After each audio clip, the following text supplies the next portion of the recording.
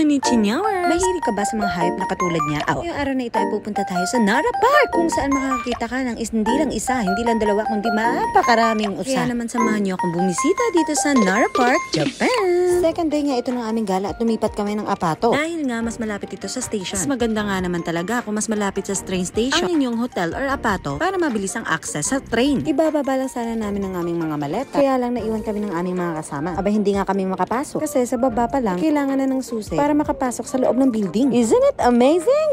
Sobrang high-tech naman talaga dito sa Japan. Safe na safe ka. At ikaw, hindi makakapasok. Umalis kami agad pagkatapos naming i-drop ang aming mga gamit. Habang kami nasa biyahe, interview ko na lang si Sammy.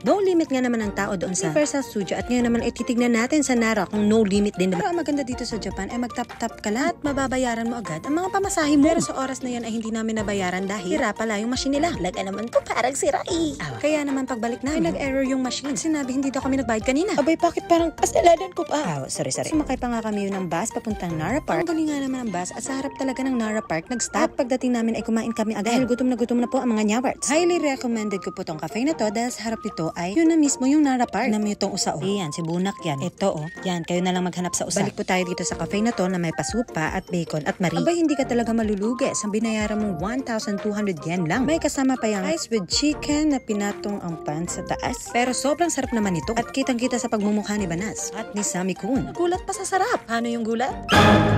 Meron pa silang Coke at coffee float with a nice view. Sakura tree ang nasa likod ni Sammy Kun pero dahil wala pang mga flowers ay imagine niyo na lang muna.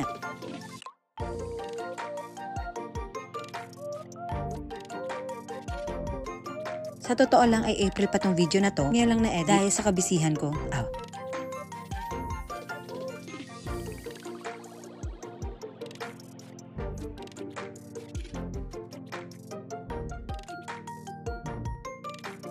Sorry guys, last joke na yon. Sa loob ng temple ay makikita natin na mayroon silang mga lucky paper or tinatawag nilang omikoji na nagpre-predict ng mga fortune nila in the future. Sana all my future.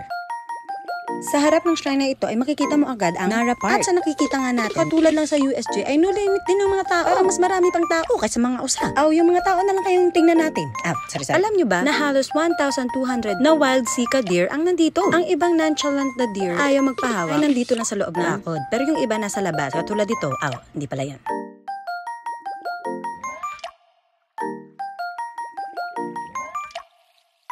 At alam nyo ba na hindi lang mga Japanese ang magagalang dito, pati ang mga usa. Tingnan nyo to.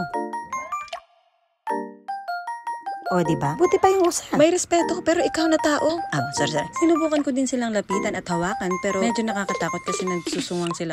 At sinubukan ko din silang pakainin, pero ayaw nilang kainin kasi pinulot ko lang ang pagkain. Kaya naman mas mabuting bumili na lang kayo dahil 200 yen lang naman to. Pero dahil hindi ko alam kung saan nagbebenta nito, ay kayo na lang maghanap. Kaya magpulot ka na lang.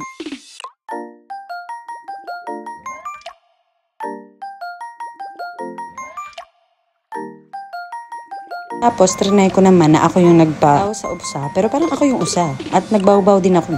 Nauto ata ako ng usay. Pagkatapos namin sa Nara ay bumiyahin namin kami agad sa Osaka para matikman ang isa sa pinakamasarap na ramen dito sa Japan, ang Ichiran Ramen. Marami nga nagsabi na masarap nga naman daw sa Ichiran Ramen, kaya naman trinay namin. Abay parang totoo nga dahil sa labas pa lang ang dami ng taong nakapila. Kaya naman medyo matagal-tagal ka ding maghihintay para lang makakain. Pasok mo sa loob ay mamimili ka lang at magbabayad ka sa machine. Meron ka ding i-fill upan na pwede bang ma-customize ang mga ilalahok sa ramen mo. Abay para ka lang nag-e-exam. Hindi na natapos tong exam na to. At pati kanji ay sinusundan ka. Sorry. Pagkatapos ibibigay mo yung nafilapan mo sa nonchalant ng waiter.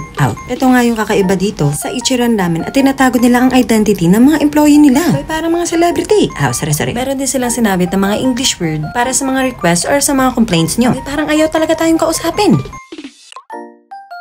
Natakam ako nang isinerve na yung ramen. At pagkatikim ko, talagang legit nga naman ang sarap ng Ichiran Ramen. Ranran. Parang ito na nga ang magiging bago kong paboritong ramen bukod sa Tantan Ramen. Pag uwi namin sa aming bagong tinutuluyan ay nahirapan pa rin kami magpasok dahil meron siyang instruction na hindi namin maintindihan. Abay sabi ba naman na turn right 4 times and turn left 7 times and what is the turning point? Buti na lang ay may dumating na English person that can solve our problems for today's video.